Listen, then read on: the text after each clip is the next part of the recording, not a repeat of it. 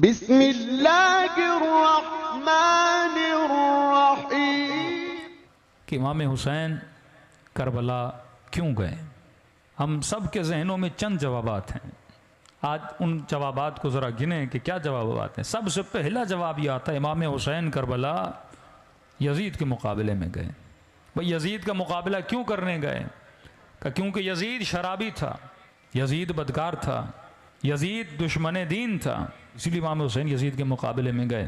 तो ये सवाल तो फिर हमारे जहनों में खड़ा होना चाहिए कि अगर हाकिम शराबी हो, हाकिम बदकार हो, तो इमाम पर वाजिब है कि उसके ख़िलाफ़ क्या करे, क़ियाम करे।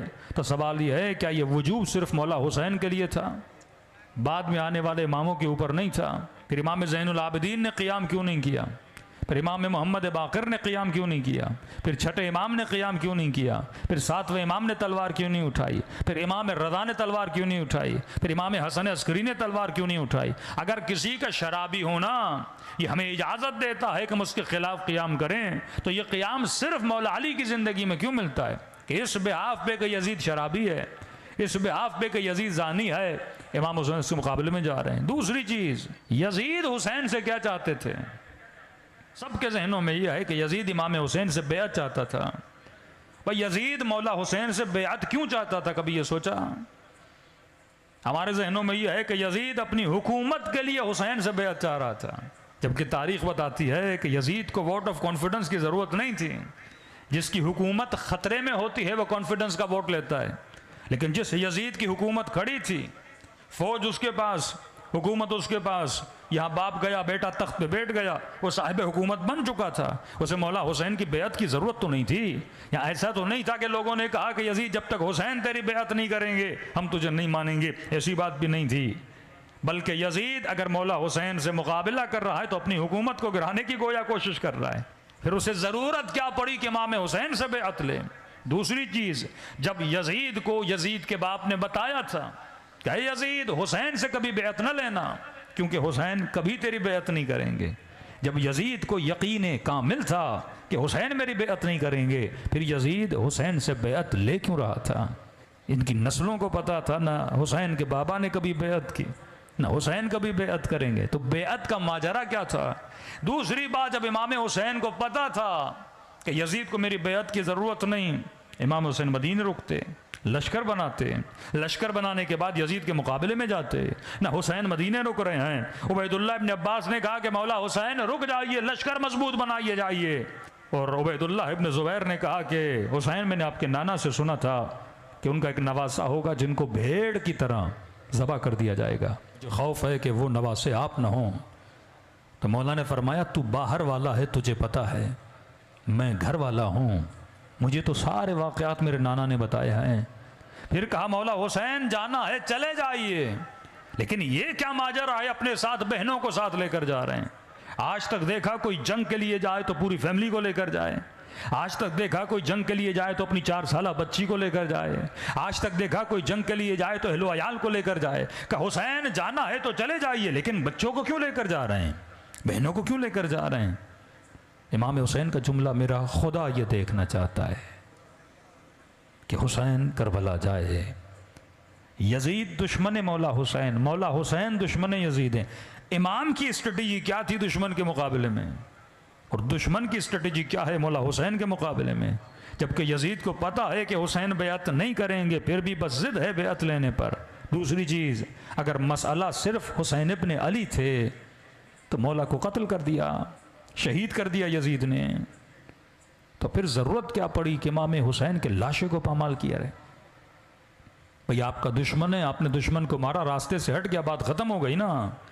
लेकिन फिर ज़रूरत क्या पड़ी? सिर्फ मौला हुसैन को शहीद नहीं किया, शहीद करने के बाद मौला हुसैन के सर को कलम किया, कलम करने के बाद नो के नेज़ा पे रखा, उसके बाद लाशों पे घोड़े दौड़ाए, उसके बाद सरों को मुसलमानों की बाजारों में ले जाकर घुमाया गया। क्या यजीद इतना बेवकूफ़ था? उसे पता नहीं था अगर मुसलमानों के बीच में जिस मोहम्मद का वो कलमा पढ़ते हैं उसी के नवासे का सर में बाजारों में ले जाऊंगा तो क्या ये लोग मेरे खिलाफ नहीं होंगे? क्या अवाम के जज्बात मेरे खिलाफ नहीं उभरेंगे? अगर कोई बोलता है कि मौलाना यजीद बेवकूफ़ था, तो वो खुद बेवकूफ़ है जो यजीद को बेवकूफ़ समझ रहा है। जिस यजीद को कूफे का हाकिम जिसको यजीद ने बनाया, 25 साल उसका बाप हाकिम रह चुका था, उसके पास तजुर्बा था। यजीद की पूरी फैमिली सियासत में थी, हुक्मरानों में रही थी। इसके दाएं बाएं, लेफ्ट एंड राइट बड़े थिंक टैंक लोग थे जो सोच समझ के इसको मशवरे देते थे। ये ऐसे तो इमाम हुसैन की जंग में नहीं आया ना, कोई प्लानिंग करके आया ना। फिर ये कैसी प्लानिंग है जिस प्लानिंग के नतीजे में वो खुद को बदनाम कर रहा है कि नबी के नवासे के गलों को काट के बाजारों में घुमाया जा रहा है। अरे दुश्मनी हुसैन से थी, समझ बात आती है, लेकिन उस हुसैन की बहनों की चादरों को लूटना, 4 साल बच्चियों को असीर बनाना और बाजारों में ले जाना, यह कौन सी टेक्निक थी कि एक ऊंट पे सैयदा ज़ैनब को बिठा दिया, उसी ऊंट की गर्दन में भाई के कटे हुए सर को बांधा और ये मंजर पूरा बाजार देख रहा है। करना क्या चाहता था यजीद? और जब मौला हुसैन को पता था, जब खुद कहा इमाम ने, मेरा खुदा यह देखना चाहता है मेरे बच्चे असीर हों, मेरा खुदा ये देखना चाहता है हुसैन करबला जाए, तकदीर इलाही रकम हो चुकी है कि हुसैन को करबला जाना है, तो मौला हुसैन कौन सा नक्शा बनाकर करबला गए? दुश्मन के मुकाबले में जाना है कि स्ट्रेटेजी होती है। हुसैन इब्न अली की स्ट्रेटेजी क्या है, यजीद की स्ट्रेटेजी क्या है? अगर दुश्मनी हुसैन से है तो मौला हुसैन को शहीद करने के बाद फिर ये बात बनती नहीं थी कि उनके बच्चों को असीर बनाया जाए। अगर दुश्मनी मौला हुसैन से थी, मामला खात्म, जंग खत्म हो गई, लाशों को दफना देते, लेकिन फिर सरों को बाजारों में घुमाना, फिर ये बोलना कि बाजार सजाए जाएं, ढोल बजाए जाएं और अली की बेटियों को लाया जाए। 5 मिनट सोचिए, 50 साल रसूल खुदा को गुजरे जाते हुए, वो मुसलमान जिसकी मस्जिदों में 5 वक्त अजानों की आवाजें आ रही थी कि अशहदु अन्ना मुहम्मदन रसूलुल्लाह, और उसी बाजार में उसी मोहम्मद की नवासी को असीर बना के घुमाया जा रहा है।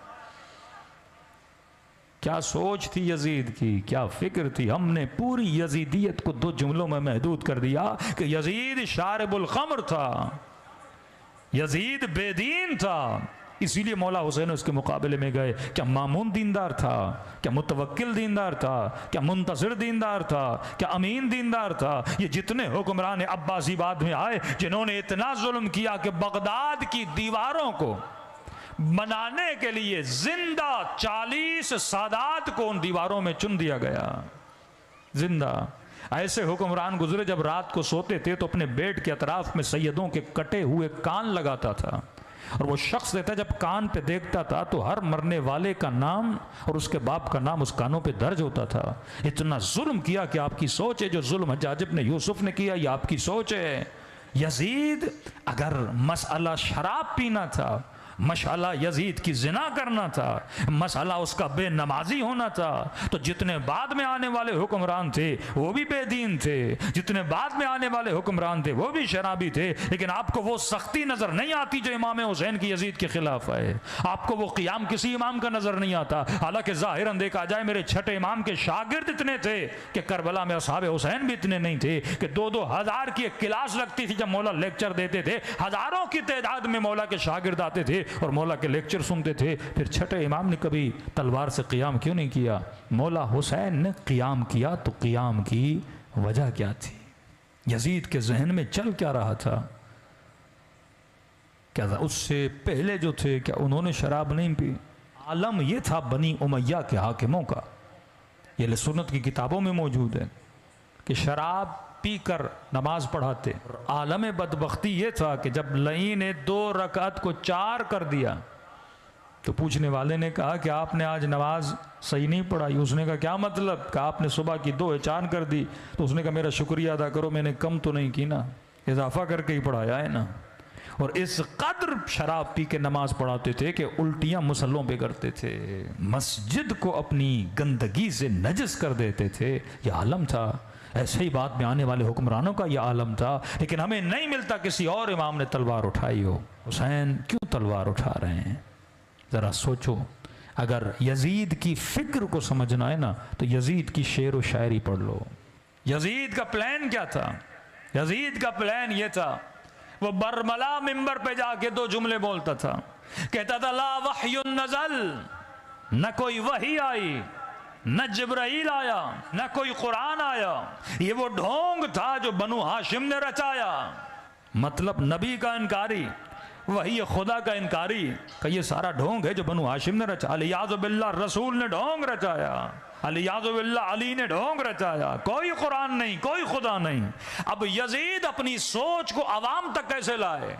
ये चाहता था जो इस्लाम और दीन रसूल खुदा लाया है मैं इसको जड़ों से उखाड़ दूं और लोगों को बोलूं ये कुछ भी नहीं था, ये समझो एक जादू था, एक ढोंग था, एक ड्रामा था जो बनु हाशिम ने रचाया। हम वापस फिर उसी बुत परस्ती की तरफ चले जाएं, हम वापस फिर अपने खुदाओं की तरफ चले जाएं। बनु उमैया को सबसे बड़ी तकलीफ ये थी कि रसूल ने आके उनके खुदाओं का लोगों को इनकारी बना दिया था और कलमा ला इलाहा इल्लल्लाह का पाबंद बना दिया था कि कोई इलाह नहीं सिवाय अल्लाह के। उनको बुत परस्ती से हटाया। ये चाहता था फिर से लोगों को बुत परस्त बना दिया जाए और उसके लिए जरूरी था कि हुसैन उसकी बेअत करें।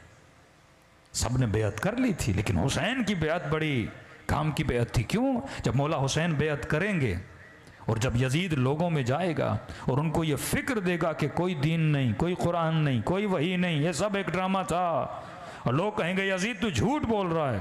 यजीद दिखाता कि देख हुसैन ने मेरी बेअत कर ली। जब मोहम्मद का नवासा मान रहा है तो तुम लोग क्यों नहीं मान रहे? प्लान नंबर 2 क्या था? अगर हुसैन बेअत न करे तो हुसैन को कत्ल कर दो। लेकिन कत्ल हुसैन से यजीद को फायदा तो नहीं होना था ना। अगर मौला हुसैन शहीद हो जाते तो यजीद कैसे लोगों को बेदीन बनाता? अगर मौला हुसैन शहीद हो जाते वो कैसे बोलता कि कोई खुदा नहीं, कोई दीन नहीं? तो यजीद ने इमाम हुसैन को शहीद करवाया और उसके बाद ये प्लान बनाया कि आले रसूल पे इतना जुल्म करो कि लोग एक सवाल उठाएं। कहा लाशों को पामाल करो, सरों को काट के बाजारों में ले जाओ, नवासियों को असीर बनाओ, 4 साला बच्ची को तमाचे मारो। और तमाचे ये नहीं कि तन्हाई में मारना, बाजारों में जाके तमाचे मारना। ये रिवायात के जुमले हैं, रावी कोई शिया नहीं का। इमाम हुसैन का सर शाम के बाजार में जमीनों पे फेंका गया और नेज़े की अनियों से मारता था कि मेरे मौला सजाद फरमाते ये वो एक मकाम था जहां पे मेरे बाबा की कटी हुई गर्दन से आवाज आई कि जालिम मारना है मार, बेटी के सामने न मार। कौन करता है ऐसा? क्यों बच्चियों को लोगों के सामने? ये दूसरा प्लान था उसका। पहला प्लान हुसैन से बेअत लूं, अगर बेअत न की इतना इस घराने को असीरी में मुब्तला करूं और फिर लोगों के अंदर ले जाऊं। लोग कौन? जो कलमा पढ़ने वाले, लोग कौन? जो ला इलाहा इल्लल्लाह के मानने वाले, लोग कौन? जो मोहम्मद की रिसालत पे ईमान रखने वाले। अब जब सादा ईमान बंदा ये देखेगा उसी मोहम्मद के नवासे की गर्दन नो के नेजा पर है, उसी मोहम्मद की नवासियां असीर बन के बाजार में आई हैं, उसी मोहम्मद का नवासा जंजीरें बंधी हुई, जुल्म इतना, कटे हुए सर के पूरे सर पे खाक मली हुई है। जब इनको असीर बना के रुसवा करके बाजार में लाऊंगा तो लोगों के जहनों में एक सवाल होगा, अगर कोई खुदा होता तो मोहम्मद के नवासे की मदद करता। इतना जुल्म हो गया कि 6 महीने के बच्चे के गले में तीर लगा। खुदा अपने मोहम्मद के नवासे की मदद नहीं कर रहा, खुदा मोहम्मद के हुसैन की मदद नहीं कर रहा, कि जिसके लिए हुसैन के लिए बोला कि सैयदा शबाब अहलुल जन्नह, ये जन्नत के जवानों के सरदार, जन्नत के जवानों के सरदारों के साथ ये हाल। अगर कोई खुदा होता। कई कमजोर दिल मोमिन जब कोरोना के दिन आए ना, अभी मैं इंटीरियर सिंध से कई गरीब कह रहे थे अगर कोई खुदा होता तो हमारी मदद करता, अगर कोई खुदा होता सियासतदानों से पूछता, अगर कोई खुदा होता अली वाला क्यों मरता, अगर कोई खुदा होता। कई लोगों का ईमान इन बीमारियों में कमजोर हो गया था कि भाई हरम से शफा मिलती है, आज हरम बंद है, जिक्र हुसैन से शफा मिलती है, कोई मजलिस में आने के लिए तैयार नहीं था। ईमान जब कमजोर होता है ना फिर इंसान की जड़ों को खोखला करता है। और वो कूफे वाले जो खत लिखकर हुसैन के पास नहीं गए, अब उन्हीं के पास मौला हुसैन की कटी हुई गर्दन, 4 साला बच्ची, कटे हुए सर, कभी घोड़े के गले में बंधे हुए, चादरों को लूटा गया, हाथों में रस्सियां, गर्दन में तोक डाला। इतना ये कौन है? ये आले रसूल है। 50 साल नहीं गुजरे रसूल खुदा को जाते हुए और इतना अहले बैत रसूल पे जुल्म किया और बाजारों से घुमाया गया कि देख अगर कोई खुदा होता मोहम्मद की मदद करता, अगर कोई खुदा होता अपने मोहम्मद के हुसैन की मदद करता। लिहाजा जब ये जहनों में सवाल बने ना तो मतलब कोई खुदा नहीं है। अगर खुदा होता, ये कहते थे ना अल्लाह ने बद्र में रसूल की मदद की, फरिश्ते नाजिल हुए। कहा ये सब बातें थी, क्या वो फरिश्ते बांध दिए गए? उन फरिश्तों को करबला में क्यों नहीं भेजा? उन फरिश्तों को बाजार कूफा में क्यों नहीं भेजा? उन फरिश्तों को बाजार शाम में क्यों नहीं भेजा? लोगों के अकीदों को कमज़ोर किया। ये प्लान था यजीद का। हुसैन का प्लान क्या था? स्ट्रेटजी देखो, एक इमाम की और निज़ाम तागूत की। यहाँ से मोमिन अपने ईमान को मजबूत करें, कहीं मुसीबतें परेशानियां तुम्हें कमज़ोर न कर दें। कहीं वो सोच जो यजीद की थी कि आज लोग बेदीन क्यों बन रहे हैं, क्योंकि अल्लाह पे भरोसा ख़त्म हो गया। वो ईमान और यकीन मंजिल कामिल जो मौला हुसैन के पास थी वो हमारे वजूद से ख़त्म होता जा रहा है, क्योंकि जुल्म इतना बढ़ता जा रहा है। ये अलाइम ज़ुहूर में से है कि मौला के ज़हूर से पहले इतना जुल्म, इतनी बेदीनी, इतनी तंगी लोगों के अंदर लाई जाएगी कि बंदा बोलेगा अगर कोई खुदा होता तो हमारी मदद करता। क्यों हमारा ईमान मोजिज़ों पे मजबूत हो जाता है? क्यों हल्का हल्का मोजिज़ा हर घर में होता है? तो मोमिन बोलता है मौलाना फलां घर में मोजिज़ा हो गया। भाई अगर मोजिज़ा न होता तो क्या तुझे हुसैन पे यकीन नहीं था? अगर मोजिज़ा न होता क्या तुझे मौला अली पे यकीन नहीं था? ईमान इसी तरह कमज़ोर करता है शैतान। यही सोच यजीद इब्ने मुआविया की कि इतना जुल्म करो आले रसूल पे कि लोगों के जहनों के अकीदे कमज़ोर हो जाएं। कोई खुदा नहीं। 50 साल तो गुजरे हैं ना, कोई 1000 साल का फासला तो नहीं। जब हमारे मोमिनों के गले काटे जा रहे थे वहां पर भी आवाजें उठी थी, अगर कोई इमाम ज़माना होता। क्यों नहीं हमारी मदद करते मौला? यहाँ पे फिक्र हुसैन को सोचो कि मौला हुसैन की फिक्र क्या थी, हुसैन इब्ने अली की स्ट्रेटजी क्या थी। वही स्ट्रेटजी जो अंबिया की। पहला सवाल, खुदा मदद कब करता है? जरा कुरान उठाओ। इब्राहिम की मदद कब की? मूसा की मदद कब की? ईसा की मदद कब की? अल्लाह की एक सुन्नत है और खुदा की सुन्नत कभी बदलती नहीं है। वो वैसे मदद करता है जैसे अंबिया की मदद की, औलिया की मदद की, वैसे ही खुदा इमाम हुसैन की मदद करेगा। किस तरह मदद की अल्लाह ने इब्राहिम की? जरा कुरान तो पढ़। पूरी आग भड़काई गई, इतनी ज्यादा आग थी कि इब्राहिम को फेंकने में भी उनको तकलीफ हो रही थी। अब कहा करें तो क्या करें? शैतान ने मशवरा दिया कि मंजनीक बनाओ, उस मंजनीक में अल्लाह के नबी को डालो और मंजनीक के जरिए इब्राहिम को आग में फेंका जा रहा है। मैं कहूँ परवरदिगारा तूने सिंध में इतनी बारिश बरसा दी, इसका एक हिस्सा इब्राहिम की आग पे बरसा देते, दुश्मन की लकड़ियों को गीला कर देते, ना आग लगती ना आग भड़कती, ना तेरा नबी उस आग में गिरता। अल्लाह की आवाज़ आई, नहीं वो अपनी स्ट्रेटजी करता है, मैं अपनी स्ट्रेटजी करता हूँ। उसूल खुदा है, खुदा दुश्मन को पूरी छूट देता है। अल्लाह की आवाज़ आएगी, आए फिरऔन, आए निमरूद, तू जितना जोर लगा सकता है लगा ले। यजीद तू कितना जुल्म करेगा, जितना तेरे बस में है ना तो जुल्म कर ले, जितना तू कर सकता है, जितनी तेरी ताकत है, जितना तेरा दम है। ये सियासतदान समझते हम चोरी करेंगे, पकड़ नहीं, अल्लाह छूट दे रहा है। क्या तू जितना कर सकता है कर, फिर मेरा वार एक ही होता है। का अल्लाह की बड़ी अजीब स्ट्रेटजी, खर्चा दुश्मन से करवाता है, खर्चा दुश्मन से करवाता है, एनर्जी दुश्मन की लगवाता है, लश्कर दुश्मन का जमा करवाता है। बिल्कुल ऐसे है कि नून लीग जलसा करे, नारा खान का लग जाए, मेहनत पे पानी फिर गया ना। कई लोग हैं ना, यानी मेहनत करते हैं, खर्चा होता है, पूरी गेम उनकी क्या हो जाती है, उलट जाती है। इराक अमेरिका ने आज़ाद करवाया, दिया किसके हाथों में? शियों के हाथों में। खर्चा उसका था, फायदा कौन ले रहा है? शिया ले रहे हैं। यमन में खर्चा उन्होंने किया, फायदा हमने लिया। शाम में खर्चा उन्होंने किया, फायदा हमने लिया। 2% भी शिया नहीं शाम में। आज शाम आपके हाथ में, यमन आपके हाथ में। अल्लाह कहते हैं खर्चा वो उसको करने दो, फायदा कौन लेगा? तू लेगा। का दुश्मन एनर्जी करे।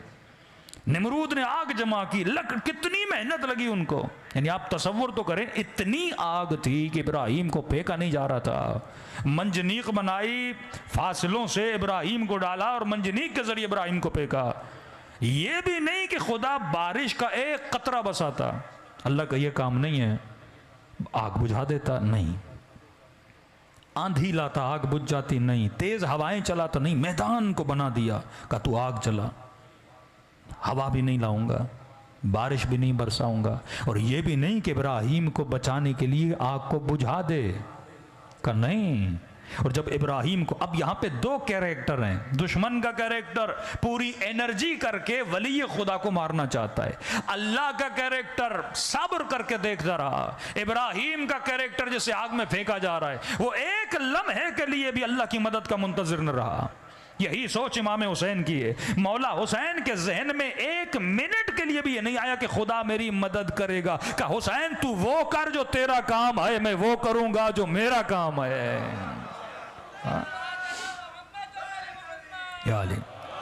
जब जिब्राइल ने कहा इब्राहिम, अल्लाहुम्मा सल्ली अला मुहम्मद व अला इब्राहिम बोलूं खुदा को कि तेरी मदद करे, ये नबी खुदा है, या अबुल अंबिया, ये अबुल आइम्मा, ये जद्दे हसन हुसैन है। का जिब्राइल जब तुझे पता है मैं आग में गिर रहा हूं, क्या मेरे रब को नहीं पता? तो मदद मांगने की जरूरत नहीं है। अगर उसे जलना पसंद तो इब्राहिम को जलना पसंद।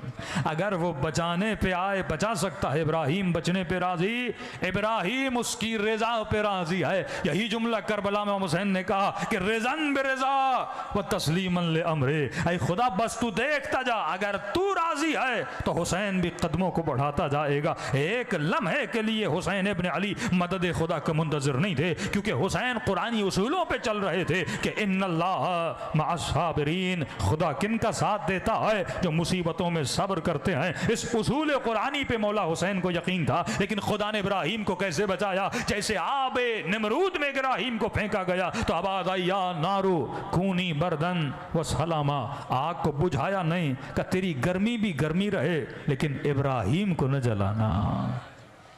अब लश्कर दुश्मन का लगा हुआ, मजमा पूरा देख रहा है, आग जल रही है, जो कर सकता था निमरूद ने किया। लेकिन उसी आग से जब सही सालिम इब्राहिम बाहर निकले,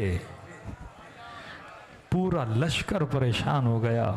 मेहनत उसने की, कितना काम करता हजरत इब्राहिम ये पूरा मजमा जमा करने में, मजमा दुश्मन ने लगाया, नारे इब्राहिम के लग गए। ये खुदा का काम है। काम दुश्मन एनर्जी लगाता है, आखिर में फतह किसकी होती है? कि कभी घबराया ना करो, इतने शिया मर गए, उतने शिया मर गए, जो करना है इनको करने दो, जितना जोर लगता है लगने दो। कभी का इनकी मजलिस में जाना बिद्दत है, कभी का इनका न्याज खाना हराम है, कभी का कलम के नीचे से गुजरोगे निकाह बातिल है। नुकसान हमारा नहीं कर रहे थे, अपनों के निकाह बातिल कर रहे थे। फ़ायदा फिर भी मौलवी का हो रहा था ना, उनके मौलवी का, हमारा तो कोई फ़ायदा था भी नहीं। यानी नुकसान वो अपना कर रहे हैं, एनर्जी लगा लगा कर।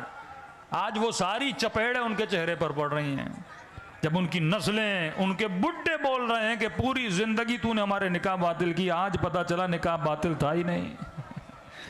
पूरी जिंदगी तुमने हमें झूठ बोला, आज मीडिया से साबित हो गया, शियों की मजलिसों से साबित हो गया, इनकी मजलिसों में ऐसा कुछ नहीं होता। बातिल कितना उभरेगा, बिल आखिर हक उभर के वापस आ जाता है। तो खुदा की एक स्ट्रेटेजी है, वो इन द एंड एक ऐसा काम करता है कि दुश्मन की सारी मेहनत पे पानी फेर देता है। पहले दुश्मन के चेहरे को जाहिर करता है कि देख तेरा दुश्मन कैसा था। वल्लाह अगर करबला ना होती ना, बनी उमैया का चेहरा लोगों पे जाहिर ना होता। आज भी लोग यजीद के कसीदे पढ़ रहे हैं। अब तसव्वुर करो, यजीद अगर अपनी यजीदियत न करता, वो मुसलमानों का कोई पांचवा या छठा खलीफा भी बन जाता, ये अकीदा इनका हो जाता। इमाम हुसैन ने उसके चेहरे को जाहिर किया।